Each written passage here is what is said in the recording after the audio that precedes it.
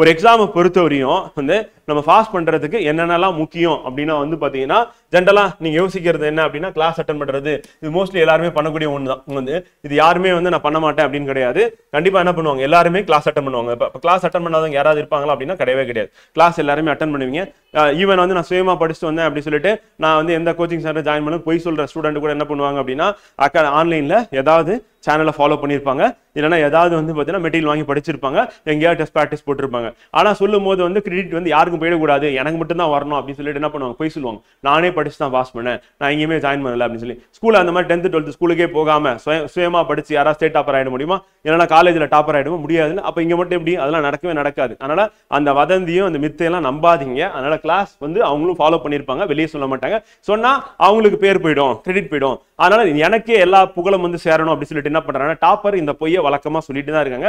இதை நம்பி நீங்க வருஷத்தை தொலைச்சிடாதீங்க. அதுதான் நான் சொல்ல வருது. 2025 நீங்க பாஸ் பண்ணணும் அப்படின்னா என்ன பண்ணணும், வந்து கண்டிப்பா கிளாஸஸ் அட்டன் பண்ணணும். ஏன்னா 10 சப்ஜெக்ட்ல யாருமே எக்ஸ்பர்ட்டா இருக்க முடியாது.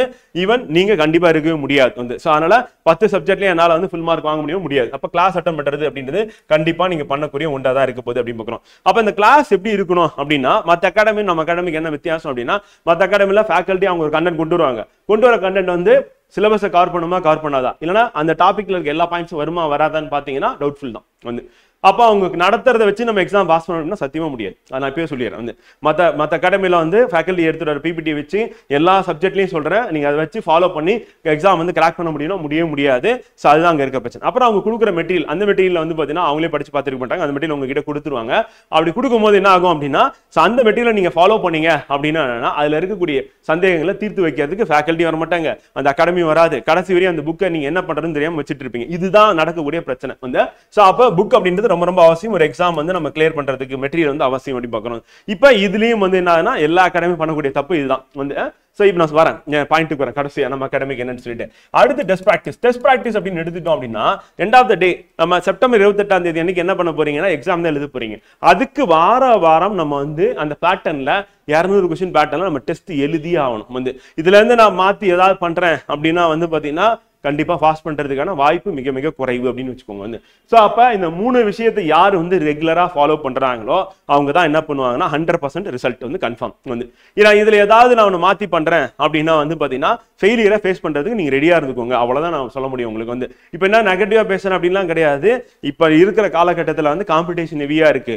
அப்ப இந்த 3 விஷயமும் யாருக்கிட்ட புக் இருக்கணும், கிளாஸ் அட்டன் பண்ணணும், டெஸ்ட் ப்ராக்டிஸ் பண்ணணும். இதை 3மே யார் பண்றாங்களோ அவங்க 100% வந்து இந்த வருஷம் வந்து கவர்மெண்ட் போய் உட்கார்றது உறுதி அப்படின்னு பார்க்கிறோம். இந்த கிளாஸ் நல்லா இருக்கும், அந்த கிளாஸ் நல்லா இருக்கும் அப்படின்னு யோசிக்கிறத முதல்ல விடுங்க. எல்லா கிளாஸ்லயுமே உங்களுக்கு தெரியாத கீ பாயிண்ட்ஸ், இம்பார்ட்டன்ட் பாயிண்ட்ஸ் கொடுக்க தான் போறாங்க.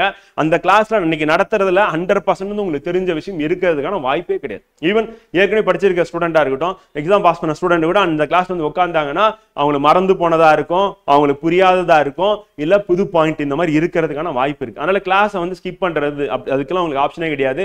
கிளாஸை ஸ்கிப் பண்ணவே கூடாது. கிளாஸ் ரெக்கார்டட் வீடியோ நீங்க அட்டன் பண்ணி தான் ஆகணும். வேற ஆப்ஷனே உங்களுக்கு கிடையாது. இப்போ நீங்க அகாடமியில் நம்ம ஜாயின் பண்ணிருக்க ஸ்டூடெண்ட் எல்லாருக்குமே வந்து பாத்தீங்கன்னா இதுதான் வந்து பண்ணி தான் ஆகணும் வந்து. வேற ஆப்ஷனே உங்களுக்கு கிடையாது. ஸோ இப்போ கிளாஸ் வந்து அட்டன் பண்ணா நமக்கு ஏதாவது லாஸ் இருக்கா? ஒரு லாஸும் கிடையாது வந்து. சும்மா அப்படி யூடியூப் போனீங்க அப்படின்னா என்ன ஆகும்னா அரை மணி நேரம் 3/4 மணி நேரம் வேஸ்டா போயிடும். அந்த அரை மணி நேரம் 3/4 மணி நேரத்தில் நீங்க ஒரு டாப்பிக்கே நம்ம நடத்திடுவோம். அந்த டாபிக் நல்லா ரிவிஷன் பண்ணினா ஒரு கொஸ்டின் வந்து வரப்போகுது எக்ஸாமுக்கு.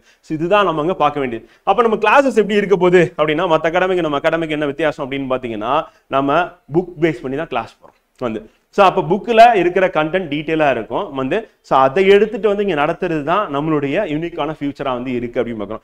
அப்போ ஃபேக்கல்ட்டி நடத்தக்கூடியது எல்லாமே வந்து நம்ம புக் பேஸ் பண்ணி நடத்தும் போது பாயிண்ட்ஸ் மிஸ் ஆகிறதுக்கு வேலையே கிடையாது அப்படின்னு பார்க்குறோம். இப்போ ஒவ்வொரு டாப்பிக்லையும் எல்லா பாயிண்ட்டுமே நம்ம புக்கில் வந்துடும். ஸோ அது எல்லாமே ஃபேக்கல்ட்டி வந்து உங்களுக்கு கிளாஸ் வந்து நடத்திடுவாங்க ஒன்று. அதே மாதிரி புக் அப்படின்றது வந்து அந்த அகாடமி படிச்சு கூட பார்த்துக்க மாட்டாங்க, அதை லான்ச் பண்ணியிருப்பாங்க. ஆனால் இங்கே என்ன பண்ணுவோம் அப்படின்னா வந்து பார்த்தீங்கன்னா ஒவ்வொரு கண்டென்ட்டும் படிச்சு பார்த்துட்டு தான் அவங்க கிட்ட வந்து சேருது அப்படின்னு பார்க்கணும். ஸோ அப்போ மெட்டீரியல் பொறுத்தவரையும் வந்து பார்த்தீங்கன்னா எல்லாமே வந்து எக்ஸாமுக்கு ரிலவெண்டான சாப்டர்ஸா எடுத்து நம்ம வந்து கொடுக்கறது அப்படின்றது தான் இங்கே நம்மளுடைய பிரதானமா இருக்கு அப்படின்னு பார்க்கணும். ஸோ அப்போ நம்ம புக் பேஸ் பண்ணி கிளாஸ் போறது, அந்த டீகோட் பண்ணி அந்த டாபிக் எல்லாமே நம்ம புக்கா மாற்றி உங்க கையில கொடுத்துட்டு அதையே எடுத்துட்டு வந்து கிளாஸ் எடுக்கும் போது அந்த கிளாஸும் புக்கும் ஒன்னா இருக்கும் போது கிளாஸ்லேயும் உங்களை படிக்க வச்சுட்டு அதுக்கப்புறம் என்ன பண்ணணும், போயிட்டு ரிவிஷன் பண்றதா உங்களுடைய வேலையா இருக்க போகுது அப்படின்னு பார்க்கணும். அந்த டெஸ்ட் ப்ராக்டிஸ் அப்படின்னு நம்ம எடுத்துக்கும் போது வந்து பார்த்தீங்கன்னா கிளாஸும் புக்கும் நம்ம சிங்க் பண்ணும்போது டெஸ்ட்டும் வந்து மோஸ்ட் ஆஃப் த கொஸ்டின் என்ன பண்ணுவோம் புக்ல இருந்தா கேட்போம். அட் த சேம் டைம் புதுசா எக்ஸ்ட்ராவும் கேள்வி எடுக்க சொல்லுவோம். அப்பதான் வந்து நீங்க என்ன பண்ணணும்னா அது எப்படி ஆன்சர் பண்றதுன்னு சொல்லி அந்த சேலஞ்சை நீங்க ஃபேஸ் பண்ணணும் எவரி வீக் அப்படின்னு சொல்லிட்டு.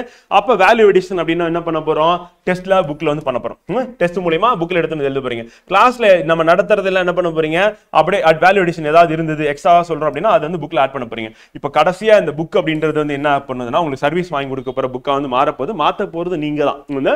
ஏன்னா அண்டர்லைன் பண்ண போறீங்க, ஹைலைட் பண்ண போறீங்க. சும்மா வச்சுட்டு இருந்தா அந்த புக் சர்வீஸ் வாங்கி கொடுக்காது. அதில் அண்டர்லைன் பண்ணணும், ஹைலைட் பண்ணணும், சில கிளாஸ்ல சொல்றது எக்ஸ்ட்ரா இருக்கிற பாயிண்ட் வந்து நோட் பண்ணணும், இம்பார்ட்டன்ட் வந்து மார்க் பண்ணணும், அண்ட் டெஸ்ட்ல எக்ஸ்ட்ரா கொடுக்குற பாயிண்ட் எடுத்துட்டு வந்து அங்க எழுதணும். இதெல்லாம் பண்ணிட்டு அந்த புக்கை என்ன பண்ணணும் வந்து மல்டிபிள் டைம் வந்து ரிவிஷன் பண்ணணும். இதை பண்ணா மட்டும்தான் நமக்கு என்ன கிடைக்கும் அப்படின்னா வந்து சர்வீஸ் வந்து உறுதியாகும். அப்படி பக்கம் இதை பண்ணாம நான் ஏதாவது மாத்தி பண்றேன், நான் கிளாஸை வந்து கட் பண்ணிக்கிறேன், வந்து புக்ல வந்து இந்த சாப்டர்லாம் நான் விட்டுறேன், டெஸ்ட் நான் கடைசியா பாத்துக்கிறேன், இந்த மாதிரி ஏதாவது நீங்க முடிவெடுத்தீங்க அப்படின்னா நீங்க ஃபெயிலியர் ஃபேஸ் பண்றதுக்கு நீங்க ரெடியா இருங்க. அவ்வளவுதான், வந்து வேற ஆப்ஷனே உங்களுக்கு கிடையாது. அப்ப நீங்க சக்சஸ் பண்ணணும் அப்படின்னா என்ன பண்ணணும்னா சிம்பிளா ஃபர்ஸ்ட் அட்டம்ப்ட்ல நிறைய பேர் கிராக் பண்றதுக்கு காரணம் என்ன அப்படின்னா சொல்றதை கேட்கறது. ஒன்றும் கிடையாது. ஸ்கூல் முடிச்சிருப்பாங்க, காலேஜ் முடிச்சிருப்பாங்க, காலேஜ் முடிச்சோடனே வந்துடுவாங்க, கிளாஸ்ல என்ன சொல்றாங்களோ யோசிக்காம அதை அப்படியே ஃபாலோ பண்றது. வந்து வருஷம் ஆக ஆக என்ன ஆகுது அப்படின்னா வந்து சொன்ன பேச்சு கேட்கறதே கிடையாது. வந்து இந்த சீனியர் ஸ்டூடெண்டோட வேலையே இதுதான். வந்து ஸோ அப்போ சீனியர் ஸ்டூடெண்ட் வந்து என்ன பண்ணுவாங்கன்னா, சீனியர் ஸ்டூடெண்ட் மிட்ல இருப்பாங்க. நான் சொல்றது வந்து ப்ரிப்பரேஷன் ஆரம்பிச்சு 2-3 வருஷம் ஆயிடுச்சுன்னா என்ன பண்ணுவாங்கன்னா சில கிளாஸ் எல்லாம் கட் பண்றது, சில டாப்பிக்கை படிக்கிறது கிடையாது, சில டெஸ்ட்டை ஸ்கிப் பண்றது. அப்புறம் எப்படி ரிசல்ட் வரும், வராது. அதே வந்து அட்டெம்ப்ட் முடியும் போது என்ன பண்ணுவாங்கன்னா நீங்க என்ன சொன்னாலும் நான் பண்றேன்னு சொல்லிட்டு ரெடியா இருப்பாங்க. லைக் வந்து என்னது ஃப்ரெஷர் மாதிரி, அந்த காலேஜ் முடிச்சுட்டு வந்தவங்க மாதிரி. இப்ப காலேஜ் முடிச்சுட்டு வந்தவங்க வந்து பாத்தீங்கன்னா சொல் பேச்சு கேட்கறாங்க. வந்து அதே மாதிரி அட்டெம்ப்ட் முடிய போது, எனக்கு ஏஜ் வந்து முடிய போகுதுன்றது சொன்ன பேச்சு கேட்கறேன். நடுவில் இருக்கிறவங்க கேட்க மாட்டேன்றீங்க. ஆனால் நடுவில் இருக்கிறவங்களாம் உங்களுக்கு தான் இந்த அட்வைஸே பொருத்தமா இருக்கும். வந்து ஸோ அதனால என்ன பண்ணணும், நீங்க வந்து பாத்தீங்கன்னா சொல்றதை கேட்டு அதை அப்படியே ஃபாலோ பண்றது தான் உங்களுடைய வேலையா வந்து இருக்க போகுது அப்படி சொல்லி பார்க்கணும். வந்து ஸோ இங்க வர ஃபேக்கல்ட்டி எல்லாருமே ஏற்கனவே எக்ஸாம் பாஸ் பண்ணணும். அவங்க சொல்றது எல்லாமே நீங்க எக்ஸாம் பாஸ் பண்றதுக்கு உங்களுக்கு உபயோகமா தான் இருக்கு. வந்து சம்பந்தமே இல்லாம ஒருத்தவங்க வந்து என்ன பண்ண போறது, உங்களுக்கு கிளாஸ் எடுக்க போறது இல்லை ஃப்ரெண்ட். வந்து அதனால நல்லா ஞாபகம் வச்சுக்கோங்க, அவங்க எக்ஸ்பீரியன்ஸை உங்களுடைய எக்ஸ்பீரியன்ஸா நீங்க வந்து மாத்திக்கோங்க. வந்து உங்களோட டைம் வந்து சேவ் பண்ணிக்கோங்க. சேவ் பண்ணிட்டு நீங்க ஃபாஸ்டா வந்து ரிவைஸ் பண்றது அண்ட் டெஸ்ட் ப்ராக்டிஸ் பண்றது அப்படின்றது பண்ணா போதும், நீங்க கண்டிப்பா இந்த எக்ஸாம் வந்து கிளியர் பண்ணிடலாம் அப்படின்னு சொல்லி பாக்குறோம். வந்து ஓகேவா, புரியுதா?